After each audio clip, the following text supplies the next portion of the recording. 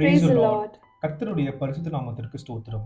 இன்னைக்கு உங்களோட யோவான் 15ஆம் அதிகாரம் 7ஆம் வசனத்தை நாங்க தியானிக்க போகிறோம். நீங்கள் என்னிலும் என் வார்த்தைகள் உங்களிலும் நிலைத்திருந்தால் நீங்கள் கேட்டுக்கொள்வது எதுவோ அது உங்களுக்கு செய்யப்படும். இந்த வசனம் 2 விஷயத்தை நமக்கு வெளிப்படுத்துகிறது. முதலாவது, நமக்கும் இயேசு கிறிஸ்துக்கும் இடையான ஒரு உறவையும் ஜெபத்தோட வல்லமையும் வெளிப்படுத்துகிறது. இந்த வசனத்தோட முதல் பகுதி நம்ம எடுத்துக்கிட்டோம்னா, இயேசு கிறிஸ்துவோட வார்த்தையில நிலைத்திருப்பது இயேசு கிறிஸ்து சொல்லியிருக்கிறாரு. அவரோட வார்த்தையில நம்ம எப்படி நிலைத்திருக்கிறோம்? நம்ம தினசரி நம்ம பைபிள் வாசிக்கும் பொழுது அவர் வார்த்தைக்கு நம்ம கீழ்ப்படுகிறோம். நம்ம தினசரி நம்ம ஜெபிக்கும் பொழுது அவரோட கூட ஒரு நெருக்கமான ஒரு உறவுல இருக்கிறோம்.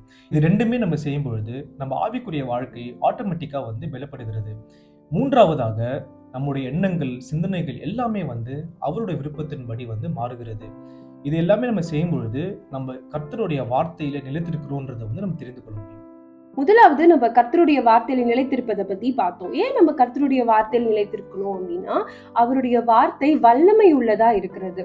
இயேசு கிறிஸ்துவுடைய வார்த்தையில நம்ம நிலைத்திருக்கும் போது நீதியின் பாதையில நம்ம நடக்கிறதுக்கும் அதுக்கு ஏற்ற ஞானத்தையும் அவருடைய வார்த்தை நமக்கு தருது. இரண்டாவது, அவருடைய வார்த்தையில நம்ம வேரூன்றி இருக்கும்போது நமக்கான ஆறுதலையும் பலனையும் அவருடைய வார்த்தை தருது. எப்படிப்பட்ட ஒரு சவாலான ஒரு சூழ்நிலையா இருந்தாலும் அதை எதிர்கொள்றதுக்கான பலத்தை அவர் வார்த்தை தருகிறது. மூன்றாவதாக, இந்த வசனத்தோட 2வது பகுதி நீங்க கேட்டுக்கொள்வது எதுவோ அது உங்களுக்கு செய்யப்படும் என்று இயேசு கிறிஸ்து சொல்லியிருக்கிறாரு. அவர் நமக்கு செய்வதற்கு நம்முடைய வாழ்க்கை எப்படிப்பட்டதாக காணப்படணும்? முதலாவது, அவர் வார்த்தையில நம்ம நிலைத்திருப்பது. இரண்டாவது, அசைக்க முடியாத விசுவாசத்தோடு இருப்பது. மூன்றாவது, முழுமையாக ஒப்பு கொடுத்து காத்திருப்பது. நம்ம இப்படி செய்யும் பொழுது கர்த்தர் நிச்சயமாக நம்ம ஜெபங்களுக்கு பதிலளிக்கிற தேவனாக இருக்கிறார். நம்ம ஜீசஸோட ஒரு நெருக்கமான உறவுல இருக்கும்போது நம்ம அவருடைய ஆசீர்வாதங்களை நம்ம பெற்றுக்கொள்கிறோம்.